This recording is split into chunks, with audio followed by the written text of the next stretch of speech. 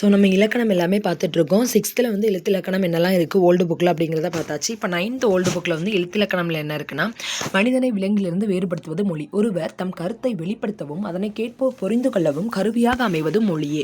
அதாவது மொழி அப்படிங்கிறது வந்து ரொம்ப பேஸானது. எல்லாரும் நம்மளோடது புரிந்து கொள்ளணும் அப்படிங்கிறக்காண்டி நம்ம மொழியை வந்து யூஸ் பண்ணிகிட்ருக்கோம். மொழியை பிழையின்றி பேசவும் கேட்கவும் படிக்கவும் எழுதவும் துணை செய்வது இலக்கணம் ஆகும்.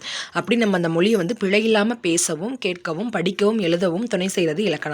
எழுத்திலக்கணம், சொல்லிலக்கணம், பொருள் இலக்கணம், யாப்பிலக்கணம், அணி இலக்கணம் அப்படின்னு சொல்லி தமிழ் இலக்கணம் வந்து 5 வகைப்படும். எழுத்துக்களோட வகைகள் கொடுத்துருக்காங்க. முதலெழுத்து, சார்பெழுத்து என எழுத்துக்கள் வந்து 2 வகைப்படும். முதலெழுத்துக்கள் ஆ முதல் அவ் வரையுள்ள உயிரெழுத்துக்கள் 12, இக் முதல் இன் வரையுள்ள மெய்யெழுத்துக்கள் 18 ஆகிய 30 எழுத்துக்களும் முதலெழுத்துக்கள் ஆகும்.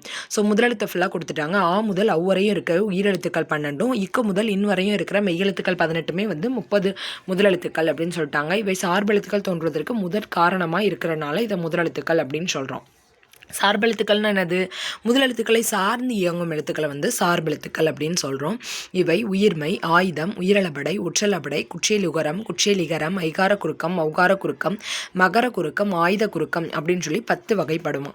இவற்றுள் உயிரளபடை, ஒற்றளபடை அதை பற்றி தான் அந்த புக்கில் வந்து பார்க்க போகிறோம். ஸோ அளபடைனா என்ன அப்படின்னு சொல்லி இன்ட்ரோடக்ஷன் மட்டும் கொடுத்துருக்காங்க. நம்ம இப்போ எழுத்துக்கள் தான் பார்த்துட்ருக்கோம். ஸோ அளபடையை தனியாகவே பார்த்துக்கலாம். ஸோ அளபடைனா என்ன கொடுத்துருக்காங்கன்னா, ஒரு சொல்லை வந்து நீட்டி ஒழித்தல் அப்படிங்கிறது தான். அதாவது இப்போ நமக்கு விற்காங்க அப்படின்னா பூ பழம் கீரை, பூவோ பூ பழமோ பழம், கீரையோ கீரை, மோரோ மோர் அப்படி எழுத்து சொல்லி விற்பாங்க இல்லையா, அதை தான் வந்து கொடுத்துருக்காங்க அப்படின்னு சொல்லி முடிச்சிட்டாங்க. ஸோ நம்ம இதில் வந்து எழுத்திலக்கணம் தான் பார்த்தோம் இல்லையா. எழுத்திலக்கணத்தில் என்ன சொல்லியிருக்காங்க? மனிதனை விலங்குலேருந்து பிரித்து காமிக்கிறதுக்கு மொழி தான் இருக்குது. ஸோ நம்ம பேசுகிறதுக்கும் நம்ம புரிஞ்சுக்கொள்கிறதுக்கும் மொழி தான் பேஸாக இருக்குது. அந்த மொழியை வந்து நம்ம பிழை இல்லாமல் பேசணும், கேட்கணும், படிக்கணும், எழுதணும் அப்படின்னா அதுக்கு இலக்கணம் வந்து தேவை.